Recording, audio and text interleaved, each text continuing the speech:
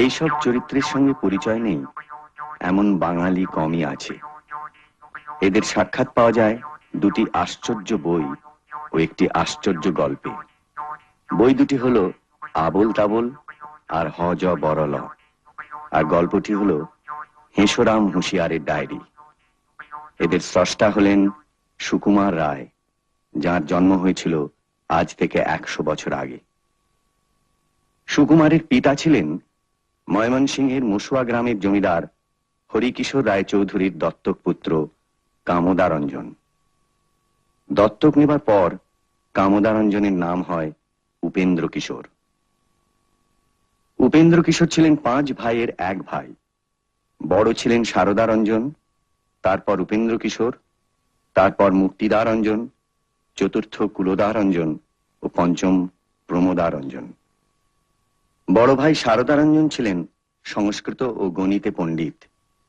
তাঁর লেখা বই পাঠ্যপুস্তক হিসাবে ব্যবহার হতো। শারদারঞ্জন মেট্রোপলিটন কলেজের অধ্যক্ষ ছিলেন। এছাড়া তার আরেকটি পরিচয় ছিল, তিনি ছিলেন ভারতবর্ষের অন্যতম শ্রেষ্ঠ ক্রিকেট খেলোয়াড়। উপেন্দ্র কিশোর খেলোয়াড় ছিলেন না, কিন্তু তার মধ্যে নানান গুণের সমাবেশ ঘটেছিল। তিনি ছিলেন চিত্রকর, বৈজ্ঞানিক, অনন্য শিশু সাহিত্যিক, সঙ্গীতজ্ঞ ও মুদ্রণ শিল্পে অগ্রণী গবেষক। উপেন্দ্র কিশোরী ছিলেন একমাত্র ভারতীয় যার লেখা প্রবন্ধ বিলাতের বিখ্যাত মুদ্রণ শিল্পের বার্ষিকী পেনরোজ অ্যানুয়ালে প্রকাশিত হতো। তার সঙ্গে উপেন্দ্র কিশোরের তোলা ছবিও থাকত। তৃতীয় ভাই মুক্তিদারঞ্জন গণিতজ্ঞ ও দুর্ধর্ষ খেলোয়াড় ছিলেন। তিনি মেট্রোপলিটন কলেজে অধ্যাপনা করতেন। কুলদারঞ্জনও ক্রিকেট খেলতেন। তাছাড়া তিনি দেশ বিদেশের পৌরাণিক কাহিনী ও বিখ্যাত ইংরাজি গল্পের কিশোর পাঠ্য অনুবাদ করে প্রসিদ্ধি লাভ করেছিলেন।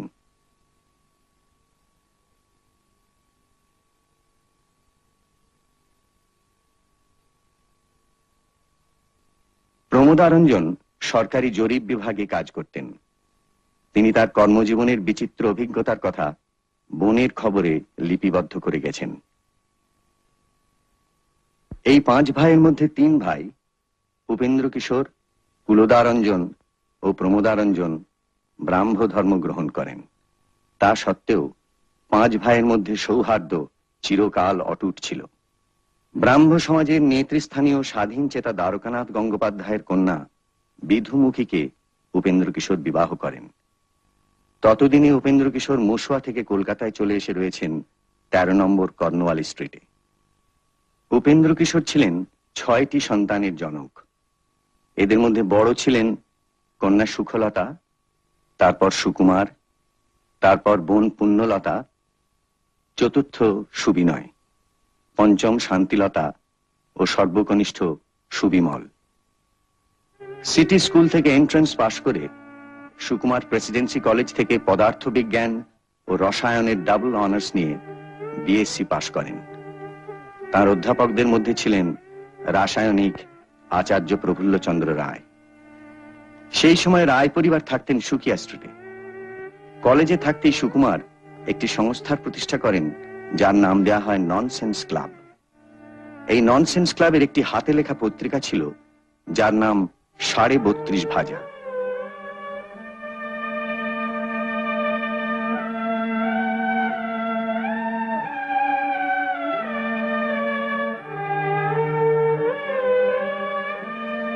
যে বিশেষ হাস্যরসের সঙ্গে সুকুমারের নাম অবিচ্ছেদ্যভাবে জড়িয়ে যায়, সেই খেয়াল রসের প্রথম প্রকাশ 32.5 ভাজার পাতাতে। এই ননসেন্স ক্লাবের সভ্যদের দিয়ে অভিনয় করানোর জন্য সুকুমার 2টি নাটক রচনা করেছিলেন। একটি হলো ঝালাপালা। এই ঝালাপালার একটি দৃশ্যে পাঠশালার ছাত্র পণ্ডিত মশাইকে জিজ্ঞেস করছে, I go up we go down মানে কি? আই আই কি না চক্ষু, গো কয়কারে গো, গৌ গাবো গাব ইত্যমর, আপ আপ কি না শরীর বাড়ি জ, অর্থাৎ গরুর চক্ষে জ। এটা গরু কাঁদিতেছে। কেন কাঁদিতেছে? উই গো ডাউন, উই অর্থে যাকে বলে উই পোকা, গো ডাউন অর্থে গুদমখানা, অর্থাৎ গুদমে উই ধরে আর কিচ্ছু রাখলে না, তাই না দেখে আই গো আপ, অর্থাৎ গরু কেবলই কাঁদিতেছে। অন্য নাটকটি হল লক্ষণের শক্তিশীল। প্রথম দৃশ্যের ঘটনাস্থল হল লঙ্কায় রামের শিবির। পাত্ররা হলেন রাম, লক্ষণ, সুগ্রীব, বিভীষণ, জাম্বুবান ও পারিষদবর্গ। প্রথম বক্তা স্বয়ং রামচন্দ্র। কাল রাত্রিরে আমি একটা চমৎকার স্বপ্ন দেখেছি। দেখলাম কি, রাবণ বেটা একটা লম্বা তাল গাছে চড়ছে। চড়তে চড়তে হঠাৎ পা পিছলে একেবারে পপাত চ মমার চ। তাহলে হয়তো রাবণ বেটা সত্যি সত্যি মরেছে। রাজ স্বপ্ন মিথ্যে হয় না, হয় না, হবে না, হতে পারে না। আমি হনুমানকে বললুম যা বেটাকে সমুদ্রে ফেলে দেয়া। হনুমান এসে বলল কি, ফেলবারও দরকার হলো না, সে একেবারে মরে গেছে। একদম মরে গেছে।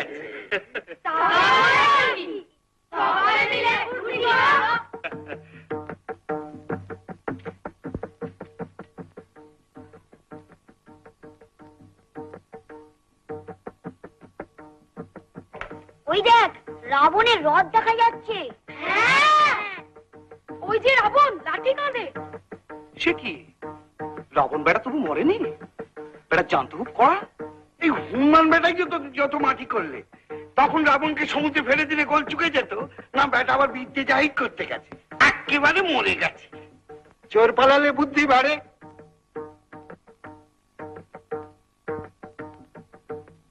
এ দূত, খবর কি?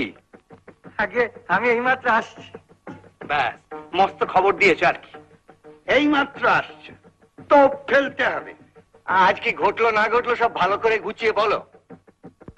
আগে আমি ছান টান সেরেই পুঁইশাক চচ্চড়ি আর কুমড়ো ছেচকি দিয়ে 4টি ভাত খেয়ে অমনি বেরিয়েছিল। যদিও পাঁজিতে আজকে কুষ্মাণ্ড ভক্ষণ নিষেধ লিখেছে, কিন্তু কি হলো জানেন তো, আমার কুমড়োটা পচে যাচ্ছে কিনা। বাজে বকিস, কাজের কথা বল। খেয়ে উঠে 2-3 ঘন্টা জিরিয়ে ওইখানে গিয়ে দেখি কি খুব ঢাক ঢোল বাজছে।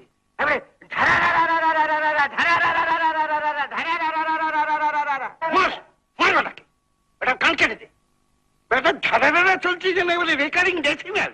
বেটা তুই ভালো করে ধারাবাহিক রূপে আত্মপান্ত পর্যায় পরম্পরা বলবি কিনা। তারপর কি হলো শুনি। তত কিম। আসিছে রাবণ বাজে ঢক কঠোল, মহাধূম ধাম মহাহট্ট গোল।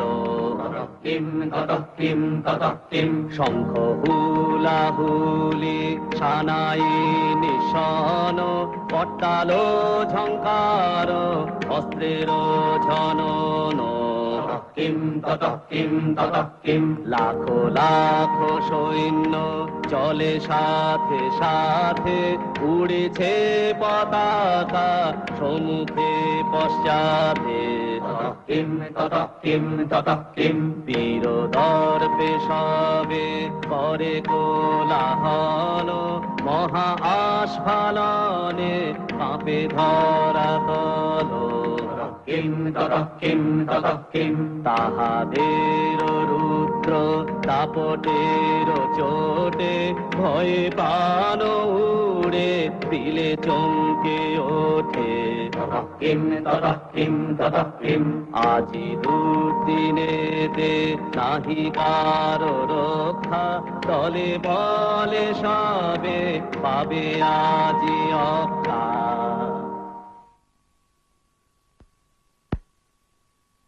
1895 খ্রিস্টাব্দে উপেন্দ্র কিশোর তার নিজের নামে একটি মুদ্রণ প্রতিষ্ঠানের পত্তন করেন। পরে এই প্রতিষ্ঠানের নাম হয় ইউ রায় অ্যান্ড সন্স।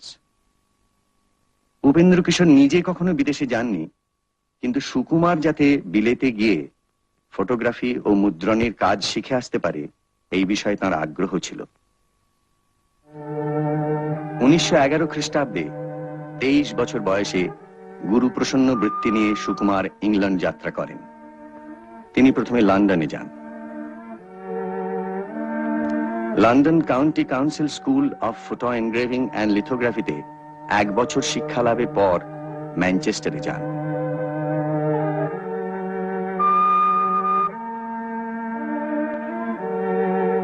সেখানে মিউনিসিপ্যাল স্কুল অফ টেকনোলজিতে ক্রোমোলিথোগ্রাফি ও লিথো ড্রয়িং শিক্ষা করেন।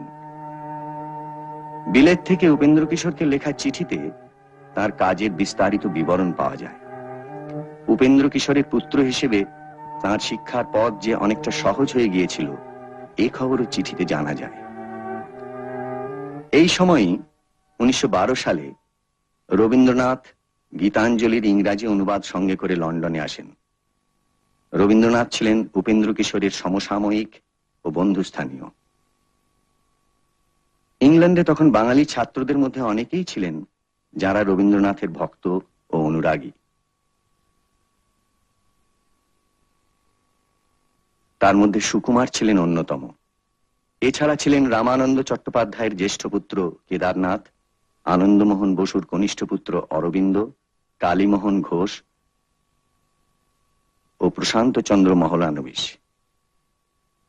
সেই সময় সুকুমার একটি সভায় রবীন্দ্রনাথ সম্বন্ধে ইংরাজিতে একটি প্রবন্ধ পাঠ করেন। এই প্রবন্ধ বিলাতের বিখ্যাত কোয়েস্ট পত্রিকায় প্রকাশিত হয়। রবীন্দ্রনাথের কবি মানসের সঙ্গে ইংরাজদের প্রথম পরিচয় ঘটিয়ে দেয় এই প্রবন্ধ।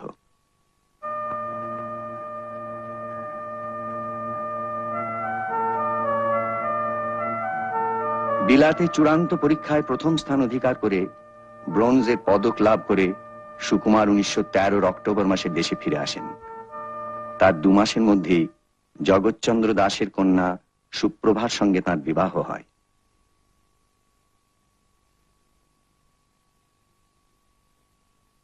সুকুমার যখন বিলেতে, তখনই উপেন্দ্র কিশোর 1913 বৈশাখে সন্দেশ নামে শিশুদের জন্য একটি মাসিক পত্রিকার পত্তন করেন।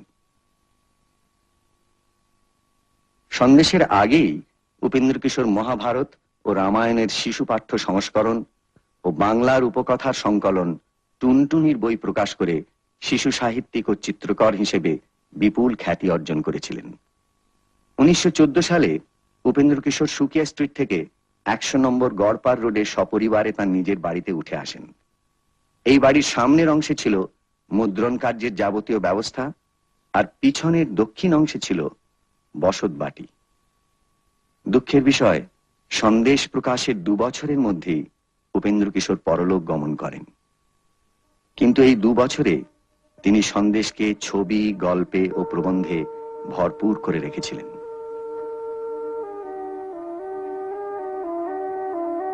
মুদ্রণ শিল্পের নমুনা হিসেবেও সন্দেশের কোনো তুলনা ছিল না।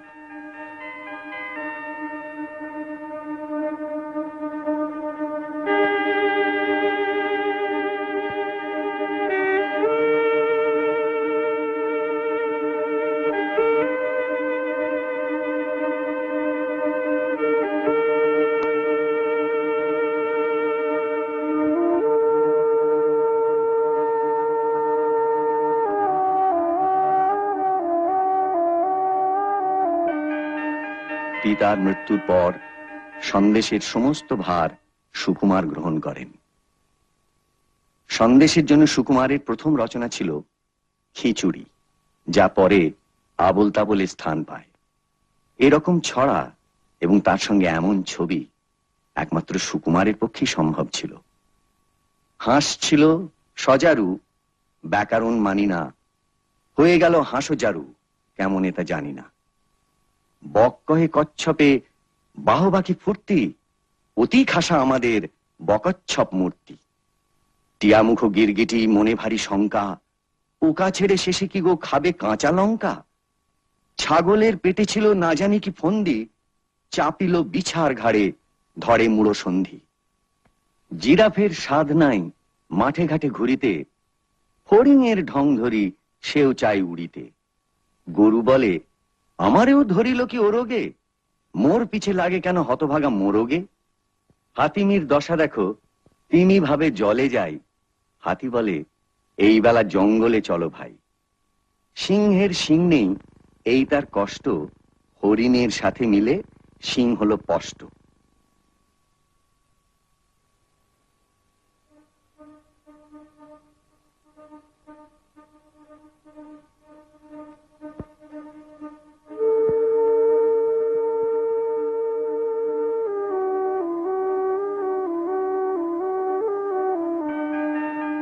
সন্দেশের যে উচ্চ আদর্শ উপেন্দ্র কিশোর প্রতিষ্ঠা করেছিলেন, সুকুমারের আমলে তার কিছুমাত্র বিচ্যুতি ঘটেনি।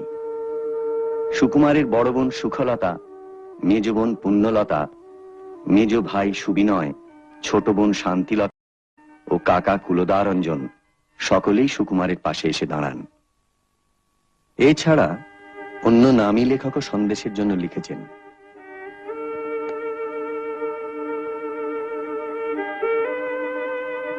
তবে অধিকাংশ ছবি এবং রচনাই ছিল সুকুমারের নিজের।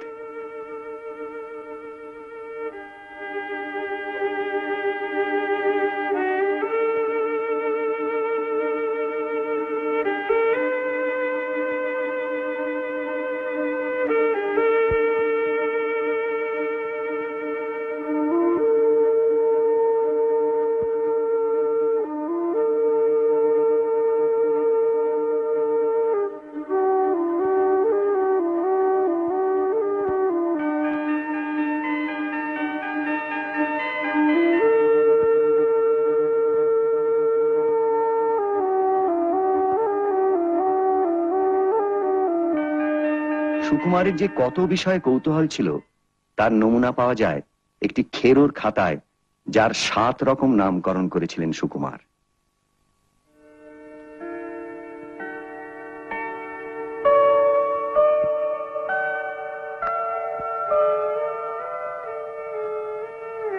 এই বিচিত্র খাতা নানান দিক দিয়ে সুকুমারের পরিচয় বহন করে।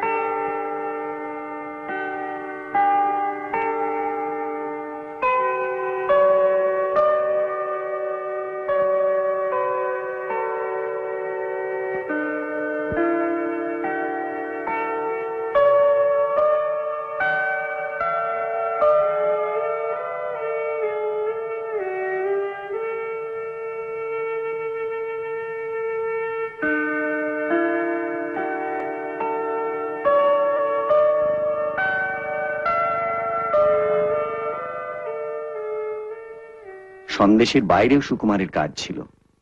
প্রথমত তিনি ছিলেন সাধারণ ব্রাহ্ম সমাজের যুব সমিতির সংগঠক ও মধ্যমণি স্বরূপ। রবীন্দ্রনাথকে সাধারণ ব্রাহ্ম সমাজের মাননীয় সভ্য হিসেবে নির্বাচন করা হবে কি না, তাই নিয়ে সমাজের প্রবীণ কর্তৃপক্ষদের সঙ্গে তরুণদের একটা বিবাদের সৃষ্টি হয়। সুকুমার ও তাঁর অন্তরঙ্গ বন্ধু প্রশান্ত চন্দ্র মহলানবিশ এই ব্যাপারে কর্তৃপক্ষদের বিরুদ্ধে জেহাদ ঘোষণা করেন। প্রশান্ত চন্দ্র এ বিষয়ে একটি পুস্তিকা রচনা করেন, যাতে তিনি নানান যুক্তির সাহায্যে প্রমাণ করেন কেন রবীন্দ্রনাথকে নির্বাচন করা উচিত। অবশেষে গণভোটে তরুণদেরই জয় হয়। সমাজ ছাড়াও সুকুমারের একটি বড় কাজ ছিল। 1915 সালে তিনি একটি সংস্থার পত্তন করেন। এর বাংলা নাম মন্ডা সম্মিলন, ইংরেজি মানডে ক্লাব। সুকুমারের ব্যক্তিত্বের আকর্ষণে অনেক প্রতিভাবান তরুণ এই ক্লাবের সভ্য হন।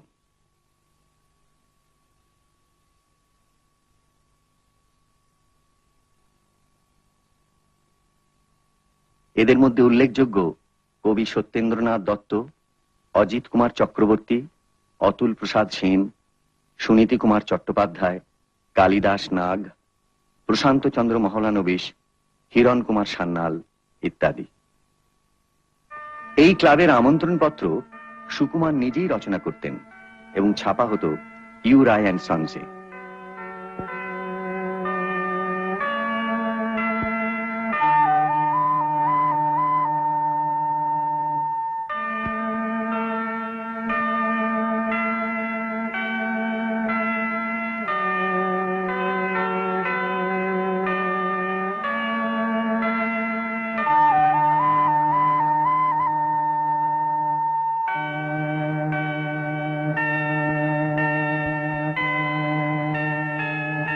অধিকাংশ আমন্ত্রণই ছিল পদ্যে।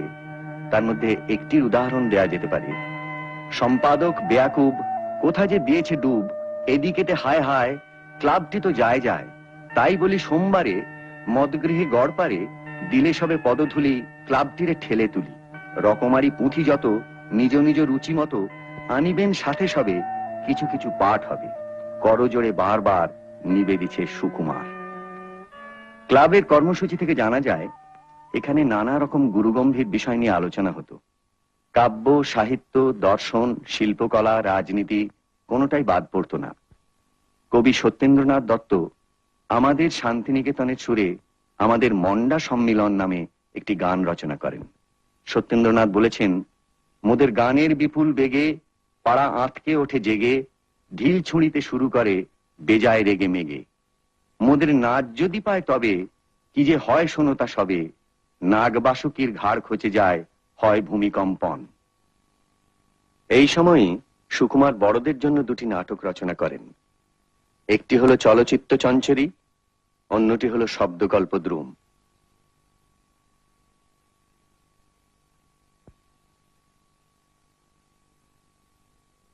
1921 সালে সুকুমারের যখন 33 বছর বয়স, তখন তিনি হঠাৎ অসুস্থ হয়ে পড়েন। ডাক্তার রোগ নির্ণয় করে বোঝেন কালা জ্বর।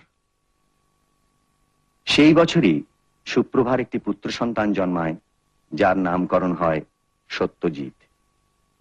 সুকুমার এই অসুখের মধ্যেই সন্দেশের জন্য লেখা এবং আঁকার কাজ চালিয়ে যান। হজ বরল এই সময়েরই রচনা। সুকুমারের হাস্যরসের অন্যতম শ্রেষ্ঠ নিদর্শন এই খাঁটি বাংলা রচনাটির প্রেরণা এসেছিল লুইস ক্যারলের অ্যালিস ইন ওয়ান্ডারল্যান্ড থেকে। হজবরলর জগৎ হল স্বপ্নের জগৎ।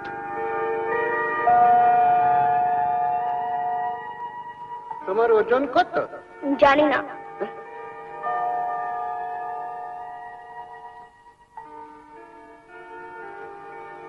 আড়াইশে।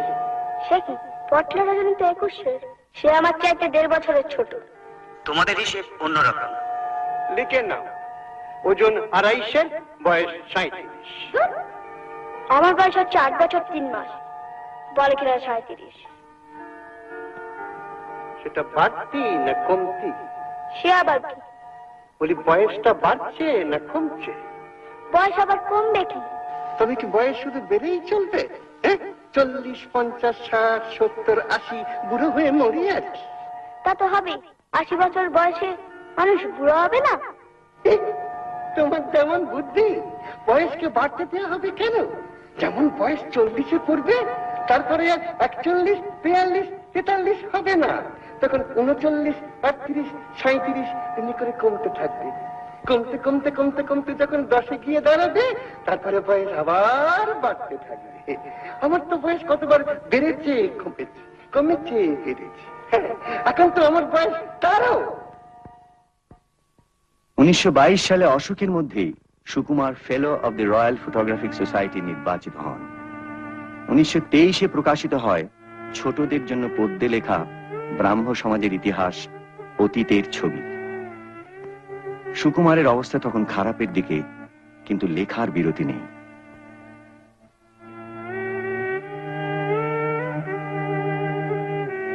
মুদ্রণ শিল্প সম্বন্ধে নোট লেখা চলেছে।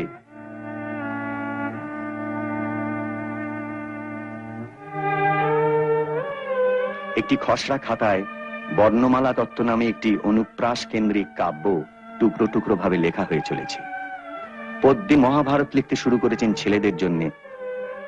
একবার সোদপুরে হাওয়া বদল করতে গিয়ে সূর্যাস্তে গঙ্গার একটি রঙিন ছবি এঁকেছেন। হজবরল বই আগেই বেরিয়েছে। আবল তাবলের জন্য একটি দামি কপি করেছেন, যার থেকে বইয়ের চেহারা কিরকম হবে তার একটি আন্দাজ পাওয়া যায়।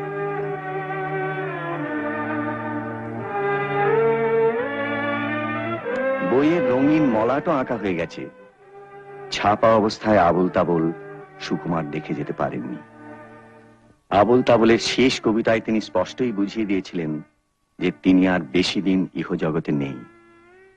এতে তিনি বলেছেন, আজকে দাদা যাবার আগে বলবো যা মোর চিত্তে লাগে, নাই বা তাহার অর্থ হোক, নাই বা বুঝুক বেবাক লোক, আপনাকে আজ আপন হতে ভাসিয়ে দিলাম খেয়াল স্রোতে, ছুটলে কথা থামায় কে, আজকে ঠেকায় আমায় কে। আর শেষ দুটি পংক্তি হলো, ঘনিয়ে এলো ঘুমের ঘোর, গানের পালা সাঙ্গ মোর।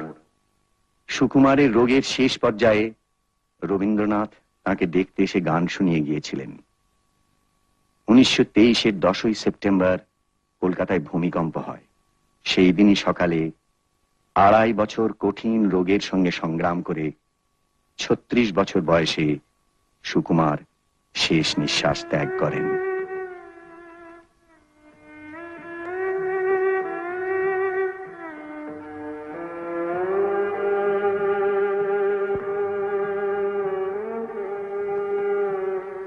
সুকুমারের মৃত্যু সংবাদ পেয়ে রবীন্দ্রনাথ শান্তিনিকেতনে একটি ভাষণ দেন। তাতে তিনি বলেন, আমি অনেক মৃত্যু দেখেছি, কিন্তু এই অল্প বয়স্ক যুবকের মতো অল্পকালের আয়ুটিকে নিয়ে মৃত্যুর সামনে দাঁড়িয়ে এমন নিষ্ঠার সঙ্গে অমৃতময় পুরুষকে অর্ঘ্যদান করতে প্রায় আর কাউকে দেখিনি। মৃত্যুর দ্বারের কাছে দাঁড়িয়ে অসীম জীবনের জয়গান তিনি গাইলেন। তাঁর রোগশয্যার পাশে বসে সেই গানের সুরটিতে আমার চিত্ত পূর্ণ হয়েছে।